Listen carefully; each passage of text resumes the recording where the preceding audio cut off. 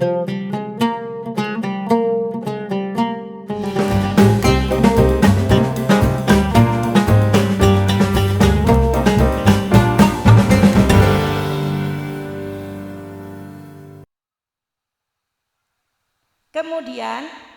ini banyak sering saya melihat sekarang kan musim jilbab syar'i, boleh, bagus, panjang belakang, panjang depan. Kalau di Mekah dipakai mekot, dipakai ikhram, karena orang umroh, orang ikhram itu auratnya aurat sholat. Tapi banyak tidak ada dagunya, sininya bu, di sininya dagunya kelihatan, tidak sah. Bagaimana kalau jilbabnya tidak ada dagu? Maka harus pakai ikat ninja. Ini harus tertutup segini di bawah dagu. Maaf ini. Nah, ini harus tertutup. Jadi kalau jilbabnya tidak ada dagu sampai ke leher, pas dipakai mekot ya tidak sah. Jadi dagunya harus ditutup. Ini perempuan, nggih, auratnya. Kemudian kalau pas sujud, ini sering saya melihat. Ini kan mau kena potongan. Nah, kalau sujud jangan sampai mau kena itu kena sujudin. Karena wajah dan telapak tangan harus nyentuh tempat sujud. Ini banyak sekali. Begitu sujud langsung ini mau kena nggih, langsung kena sujudin gitu. Itu tidak sah.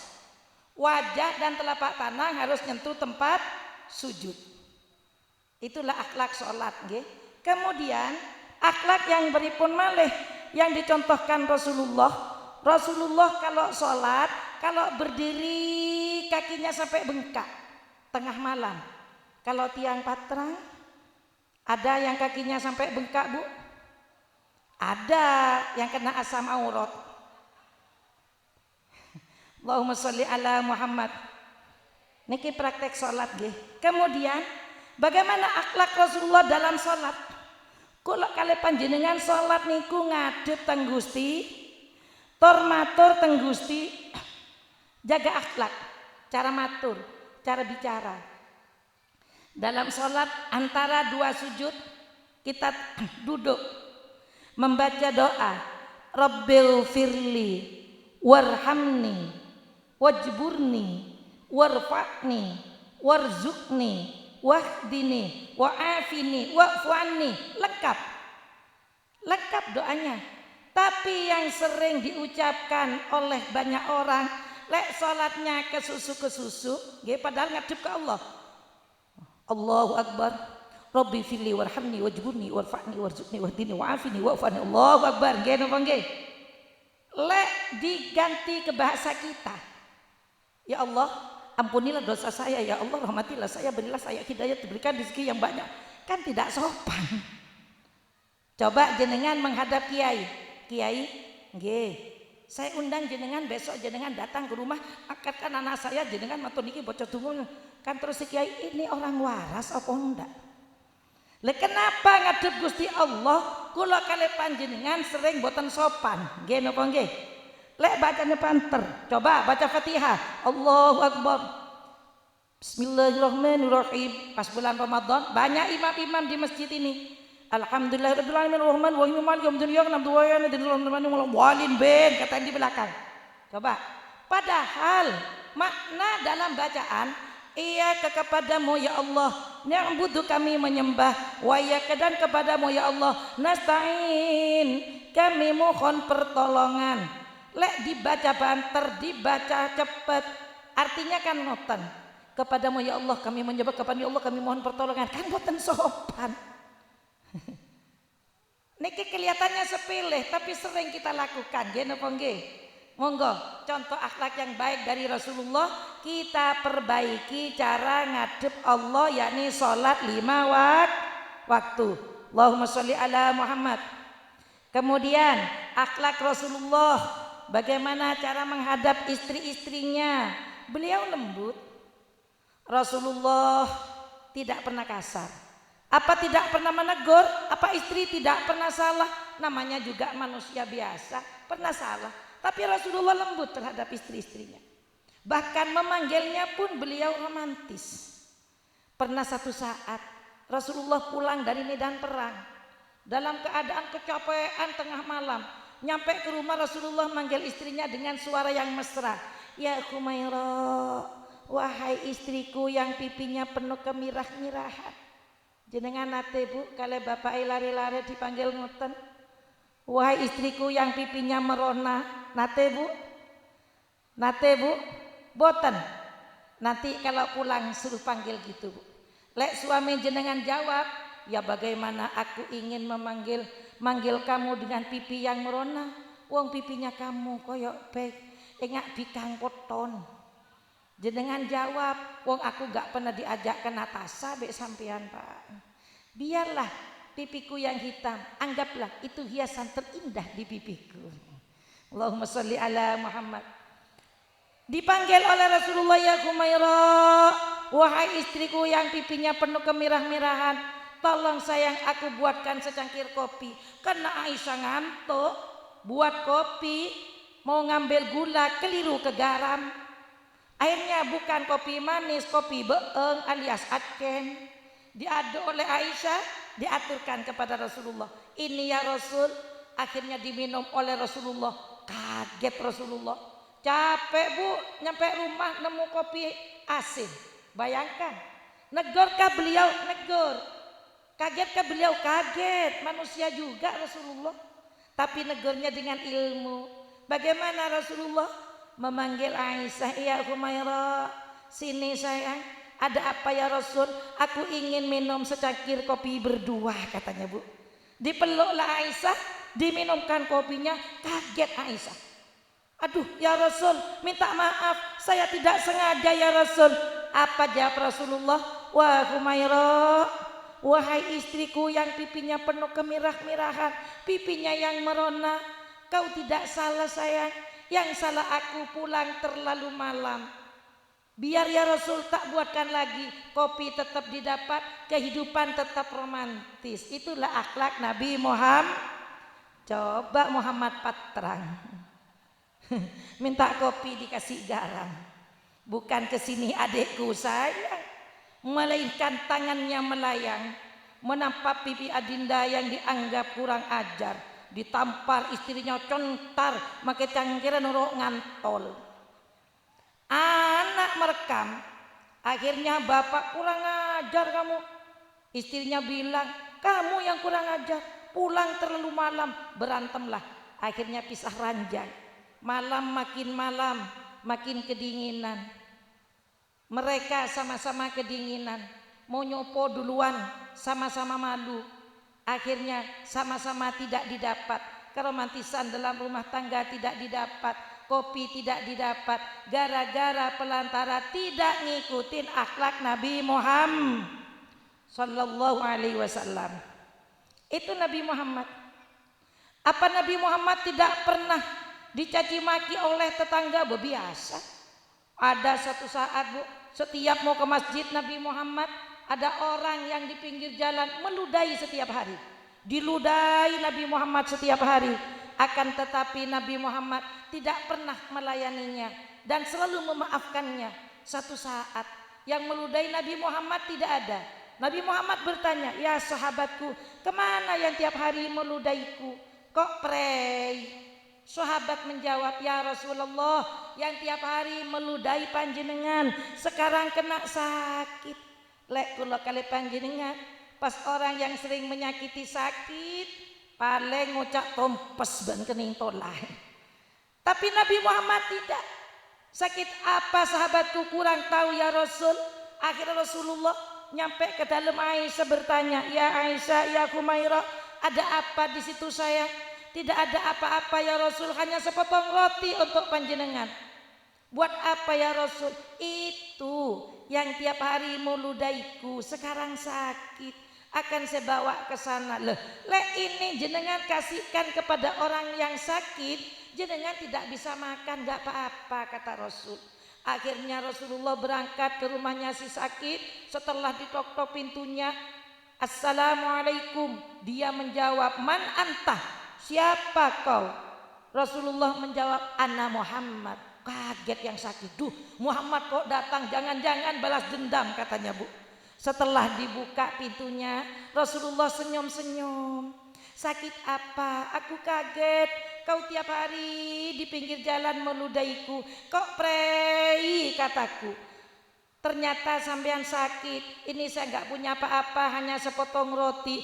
Akhirnya yang sakit, yang pendengki tadi malu terhadap akhlak Rasulullah, mengikrarkan diri masuk karena akhlak Nabi Muhammad. Kita kalau niru akhlak Nabi Muhammad, apa harus kepada sesama muslimnya? Tidak. Karena Nabi Muhammad diutus oleh Allah, wa ma arsalnaka illa rahmatan lil alamin. Aku tidak ngutus kau Muhammad, kata Allah, kecuali untuk rahmat lil alamin, rahmat bagi alam semesta. Contoh tadi yang telah disampaikan oleh Kiai Firjon, sampai orang Yahudi buta disuapi oleh Nabi Muhammad. Yahudi bukan Islam. Itu tandanya Nabi Muhammad diutus oleh Allah adalah rahmatan lil alamin. Maka dari itu kula kalih panjenengan kalau ketemu dengan orang yang butuh pertolongan, siapapun dia, jangan ditanya dulu, tolonglah dulu. Lek jenengan kalih kula tasik tanya, siapa itu yang kecelakaan? Islam apa bukan? Oh bukan, tidak ditolong. Kalau ditanya lagi Islam, tanya dulu Islamnya apa? NU apa Muhammadiyah?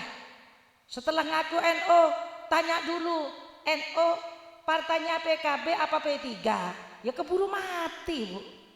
Lek nolong orang itu siapapun dia, karena Islam rahmatan lil alamin, kita tolong. Karena Islam yang sempurna, Islam yang baik, orang Islam yang baik adalah kata Nabi Muhammad, al-muslimu man salimal muslimun min lisanihi wa yadihi.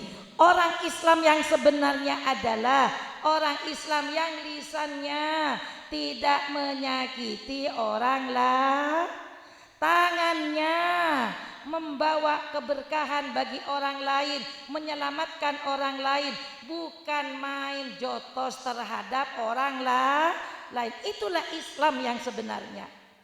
Bagaimana akhlak Nabi Muhammad menghadapi makanan?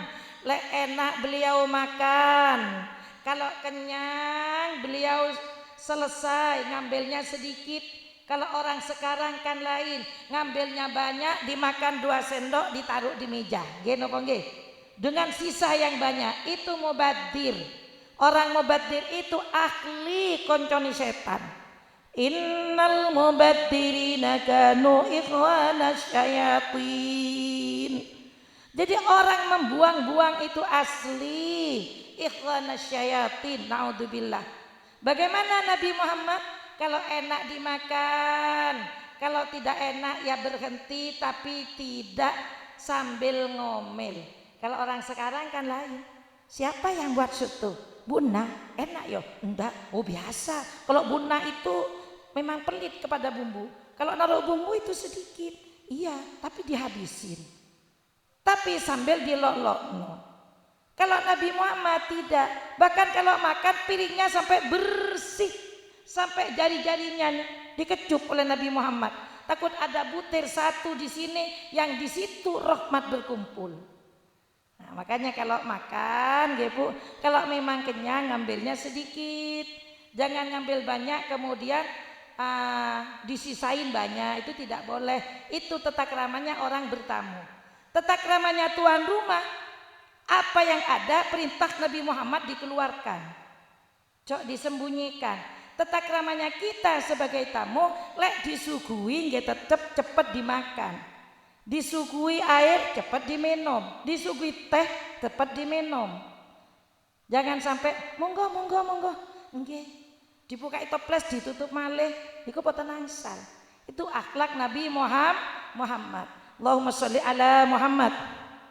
Tapi Bu, meskipun tadi saya jelaskan Nabi Muhammad romantis terhadap istrinya, jenengan mangke pulang pengausan, ya ojo berubah 200 derajat. Yang panggil mas nggih sampun cocok, yang panggil papa nggih, panggil kakak nggih, jangan sampai berubah 200 derajat. Kadang-kadang mendengar pengajian pulang langsung berubah Katanya Bunyai tadi harus romantis. Biasanya manggil lemas langsung berubah. Papi, ono apa mami? Mau kemana? Mau ngarit? Gak cocok bu. Harus disetelkan dengan keadaan. Mugi-mugi manfaat barokah amin. Allahumma. Dalam rangka peringatan Maulid Nabi kula kali panjenengan sebagai tanda cinta ke Nabi Muhammad. Kenapa? Karena Nabi Muhammad sangat mencintai kula kali panjenengan. Nabi Muhammad sangat mencintai kula kali panjenengan. Bahkan di waktu sahabat bertanya, "Ya Rasulullah, apa maksud firman Allah yang berbunyi yauma yunfakhu fis-suri fatatuna afwaja?" Di hari kiamat nanti apabila sangkakala sudah ditiup oleh malaikat, maka umat akan berbondong-bondong bersama golongannya. Sahabat matur, apa maksud ayat niki ya Rasul? Rasulullah tidak langsung menjawab, melainkan menangis sampai air matanya netes ke bumi. Sahabat ketakutan, ya Rasulullah, apa ada yang salah dari pertanyaan kami? Rasulullah menjawab, tidak sahabatku, kalian bertanya dengan sangat agung, pertanyaan yang sangat mulia. Akan tetapi aku menangis karena umatku besok di hari kebangkitan akan bangkit dari kubur 12 golongan. Aku takut dari salah satu kalian masuk ke golongan yang tidak aku inginkan. Ini Rasulullah. Rasulullah sangat mencintai kula kali panjenengan. Maka dari itu monggo kita semua mumpung masih ada kesempatan, tingkatkanlah ibadah, perbanyak istighfar, perbanyak membaca sholawat. Allahumma sholli ala Muhammad. Karena kula kali panjenengan sebagai anak cucu Adam pasti banyak kesalahan. Karena sudah hadis, sudah jelas Rasulullah menjelaskan, kullu bani Adam khata'un. Semua anak cucu Adam punya kesalahan, punya keluputan, punya kekurangan. Akan tetapi kata Rasulullah, wa khairul khata'ina at-tawwabun. Paling baiknya orang yang punya kesalahan adalah orang yang mau bertobat dumateng Gusti. Dengan cara apa bertobat? Istighfar yang banyak, perbaiki semua kesalahan kita. Dengan cara duduk pengajian, ini pahalanya sangat besar. Panjenengan semua malam ini kalau tidak ditakdir oleh Allah, tidak dicatat oleh Allah sebagai hamba yang malam ini duduk di salah satu taman-taman surga, tidak ada rahmat dari Allah, panjenengan tidak akan bisa duduk di tempat ini. Kita semua bertemu, berkumpul, duduk di tempat ini semata-mata karena mendapat rahmat dan hidayah dari Gusti. Karena sangat besar sekali pahalanya panjenengan duduk di sini. Yang pertama, jenengan duduk niat ngaji lebih utama daripada sholat sunat 1000 rakaat. Saya napa boten? Saya napa boten? Eman napa boten sing boten ngaos? Eman duduk tok jenengan belum mendapat ilmu lebih utama daripada sholat sunat 1000 rakaat. Nate sholat sunat sekaligus 1000 rakaat? Bu, nate jenengan? Jenengan nate? Sami bu. Lek sekaligus 1000 rakaat nggih boten kuat. Tapi jenengan duduk tok niat ngaos lebih utama dari salat sunat 1000 rakaat. Lebih utama daripada takziah 1000 orang meninggal. Kalau satu yang meninggal 3 kilo, lek 1000 berapa ton? Lebih utama dari besuk 1000 orang sakit. Lek orang sakit satu jenengan tumbas roti 50.000, lek 1000 orang sakit berapa juta? Maha dermawan Allah, hanya duduk ngaji mencari ilmunya Allah, niat menghilangkan kebodohan sekaligus mendapat 3 pahala. Saya napa boten? Saya napa boten? Saya Rasulullah bersabda, huduru majlisi ilmin afdalu min salati alfi rak'atin wa iyadati alfi maridin wa huduri alfi janazatin. Hadir majelis taklim lebih utama daripada sholat sunat 1000 rakaat, hadir ke 1000 orang mati dan besuk 1000 orang sakit. Mugi-mugi diterima oleh Allah, amin Allahumma amin ya rabbal. Panjenengan duduk mulai tadi ini mugi-mugi di beberapa kelompok jemaah pengajian termasuk golongan yang diridhoi oleh Allah, amin Allahumma. Rombongan ini mudah-mudahan masuk rombongan yang takut kepada Allah. Kalau masuk rombongan yang takut kepada Allah, mugi-mugi masuk ke firman Allah yang berbunyi wasiqal ladzina taqaw rabbahum ilal jannati zumara. Ini firman Allah. Besok dari kebangkitan kita digiring di hari kebangkitan. Orang yang takut kepada Allah bersama-sama masuk surganya Allah. Amin Allahumma amin Allahumma. Sing sregeplah ikut rombongan sing sae nggih Bu nggih, rombongan pengaosan lek diajak oleh PAC ketua ranting MWC, diajak pengajian sing rajin nggih Bu nggih, sing istiqomah. Kalau sudah istiqomah maka akan nyampe panjenengan ke tempat yang dimuliakan oleh Gusti. Al istiqomatu ainul karomah. Modalnya apa? Yang pertama tadi cinta ke Allah, karena dengan cinta lahirlah jenengan merasa takut kepada Allah dan akan cenderung mengerjakan perintahnya Gusti. Cinta kepada Nabi Muhammad, maka kula kali panjenengan akan cenderung mengerjakan semua perintah Nabi Muhammad dan akan mencontoh akhlak yang dibawa oleh Nabi Muhammad dibawa ke kehidupan kita sehari-hari. Amin Allahumma amin ya rabbal. Kita duduk pengajian tidak lain kecuali kula kali panjenengan akan mengingat mati. Benar kata Ki Firjon tadi, mati nasihat ke kula kali panjenengan yang sudah cukup.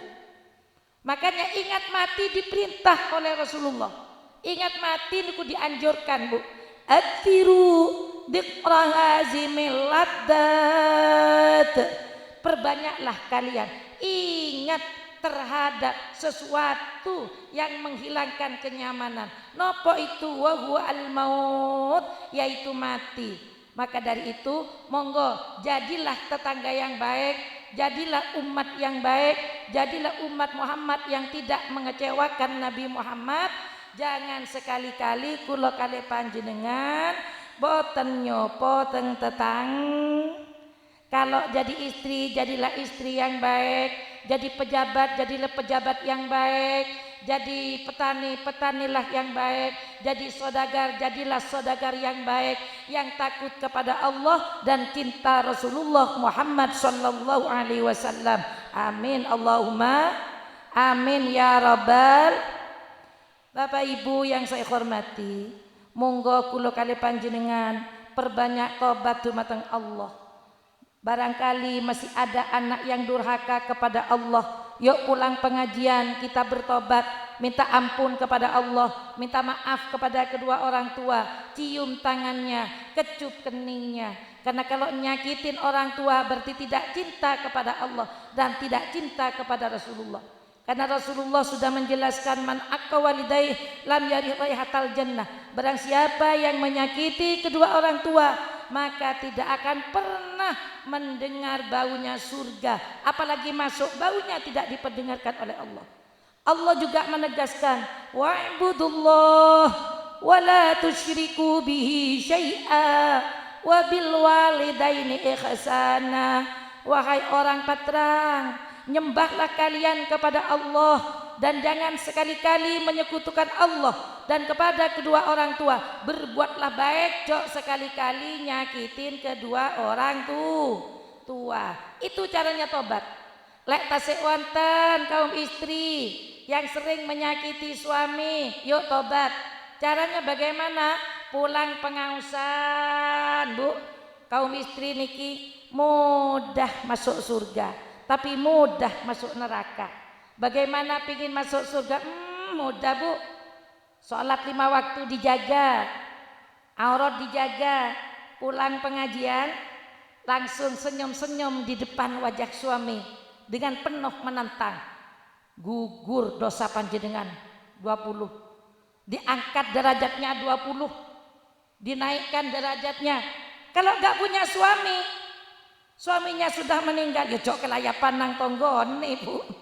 Istighfar. Senyum-senyum, tangannya diremas penuh kemesraan. 40 sudah. Dicium sama dengan nyium Hajar Aswad. Ngecup sama dengan ngecup Hajar Aswad. Apalagi suaminya hitam, asli aswadnya. Tapi jenengan lek wangsul pengausan, suaminya jenengan ngomong, jenengan ngomel, neraka terbuka. Naudzubillah. Mudah perempuan. Jadi kaum bapak, kaum suami, pandai-pandailah menjadi contoh. Itulah akhlak yang diperintahkan oleh Nabi Muhammad. Karena Allah sudah menjelaskan dalam Al-Quran, hunna libasul lakum wa antum libasul lahunna. Kalian kaum istri adalah pakaian bagi suami. Wahai kaum suami, kalian pakaian bagi istri. Apa maksudnya? Suami saling menutupi, istri juga. Istri menutupi kekurangan suami. Karena hunna libasul lakum, suami menutupi kekurangan istri. Kalau zaman sekarang lain, suami punya kekurangan, kuring curhat ke utara, kuring curhat ke selatan, taruh di status. Niku tidak boleh, nggih Bu nggih, tidak boleh. Lek butuh nasihat, matur kepada yang ditaatin oleh suami agar sama-sama mendapat nasihat. Curhatan kesekancaan, apalagi reng bine pas curhat ke reng laki, ben curhatin apa-apa itu. Pura-pura jadi penolong, bebuang reng laki dia, engkau siap menggantikan. Wah, payah aja Bu. Ayo tobat. Yang merasa punya salah kepada tetangga, pulang pengajian, monggo saling memaafkan. Sing boten nyopo-nyopo, sing boten nyopo-nyopo, lek pingin masuk surga. Karena Rasulullah bersabda, la yadkhulul jannah qati'ur rahim, tidak akan masuk surga orang yang memutuskan tali persaudaraan. Maka dari itu, sing boten nyopo-nyopo, sing boten rukun, monggo sing rukun. Itulah akhlak yang dicontohkan oleh Nabi Muhammad sallallahu alaihi wasallam. Lek sampun tobat Bu, sing punya salah kepada Allah, nakal salat, monggo kodoin salat. Sing punya salah kepada suami, monggo minta maaf. Suami sama maafkan, kepada orang tua kita minta maaf, kepada tetangga juga. Lek sudah tobat teng Gusti Allah lan kepada manusia yang kita salahin, yang kita banyak dosa, kalau sudah bertobat kata Rasulullah, yang asalnya musuhnya Allah dibalik oleh Allah, dirubah menjadi kekasihnya Gusti. Sai nopo sai? Rasulullah bersabda, at-taibu habibullah. At-taibu orang yang bertobat, siapapun dia asalnya, dosa apapun yang dia lakukan, tapi bertobat, habibullah, yaitu kekasihnya Allah, siapapun asalnya. Wat-taibu minad dambi kaman la dambalahu. Orang yang berbuat dosa, yang bertobat dari dosa, maka sama dengan orang yang tidak pernah berbuat dosa. Semua dosanya diampuni oleh Gusti. Monggo bertobat, perbanyak membaca istighfar dan perbanyak membaca sholawat. Inilah hikmah peringatan Maulid Nabi Bu. Apalagi lek pas mahallul qiyam, kula kali panjenengan sing rindu kepada Nabi Muhammad, matur dumateng Nabi Muhammad. Lek kula kali panjenengan pingin dijadikan umat Muhammad yang sebenarnya, pingin diakui oleh Nabi Muhammad sebagai umatnya, Maka dari itu monggo apa yang kita lakukan jangan sampai mengecewakan Nabi Muhammad. Caranya bagaimana? Kita minta kekuatan kepada Allah untuk melakukan semua perintah Allah, menjauhi semua larangannya Allah. Mugi-mugi manfaat barokah. Amin Allahumma amin ya rabbal. Monggo bertobat sing kata baca terakhir kula pesen ingkang kata maca sholawat nggih. Terus Bu Ibu ingkang kata monggo jok sampai lowong selain sholat 5 waktu qobliyah ba'diyah jenengan sing sregep sholat sholat qiyamul lail. Doakan anak-anak turun kita, penerus kita agar dijadikan oleh Allah mereka mampu meneruskan sujud kula kalih panjenengan dan mereka akan dijadikan anak cucu, anak turun soleh solihah. Caranya kita semua selain sholat 5 waktu qobliyah ba'diyah monggo cok sampai tidak sholat tahajud. Utamanya pesen nggih 5-4 waktu cok sampai ditinggalkan dalam 24 jam. Nopo doa mustajab menjelang subuh dari qiyamul lail sampai subuh. Kemudian setelah subuh sampai matahari terbit. Kemudian menjelang maurib, ba'da maurib sampai isya. Kula kalih panjenengan harus nututi berdoa. Meskipun tepak khet, meskipun tepak di atas mobil, meskipun tepak di perjalanan, di waktu yang 4 tadi, cok sampai dikosongi, kula kalih panjenengan doa dumateng Gusti. Dan harus yakin le doa kita diterima. Karena Allah sudah berjanji di dalam Al-Qur'an, ujibu da'watad da'i idza da'an falyastajibu li wal yu'minu bi la'allahum yarsyudun. Niku firman Allah. Jadi monggo banyak berdoa karena doa kula kalih panjenengan ditunggu oleh Allah dan diterima oleh Allah. Jangan sampai kula kalih panjenengan kosong dalam 4 waktu niku. Kemudian meskipun 2 rakaat nggih Bu nggih, cok sampai tidak sholat tahajud. Witir cok pernah ditinggalkan. Karena kula kalih panjenengan lek pingin nyampe ke maqamah mahmudah, cok sampai meninggalkan qiyamul lail. Rasulullah sangat berpesan kepada kita, berpesan kepada kula kalih panjenengan, alaikum biqiyamil lail fa innahu da'bus salihina qablikum minal anbiya'i wal auliya. Itu kata Rasulullah. Jadi kula kalih panjenengan diperintah oleh Rasulullah cok sampai prei, cok sampai kosong tidak melaksanakan qiyamul lail, bangun malam. Karena qiyamul lail kebiasaan para nabi dan para wali sebelum kula kalih panjenengan. Mugi-mugi manfaat barokah. Amin Allahumma amin ya rabbal. Bapak Ibu yang saya hormati, inilah yang dapat saya sampaikan. Mugi-mugi kula kalih panjenengan senantiasa diberi kekuatan oleh Allah untuk mampu melaksanakan perintahnya Allah dan menjauhi larangannya Allah, dan besok di hari kebangkitan diakui oleh Nabi Muhammad sebagai umatnya. Amin Allahumma. Apabila ada yang benar hidayah dari Allah, apabila ada yang salah saking besar dosa kula teng Gusti Allah lanten panjenengan semua, mohon maaf yang sebesar-besarnya. Wallahul muwafiq ila aqwamit thoriq. Wassalamualaikum warahmatullahi wabarakatuh.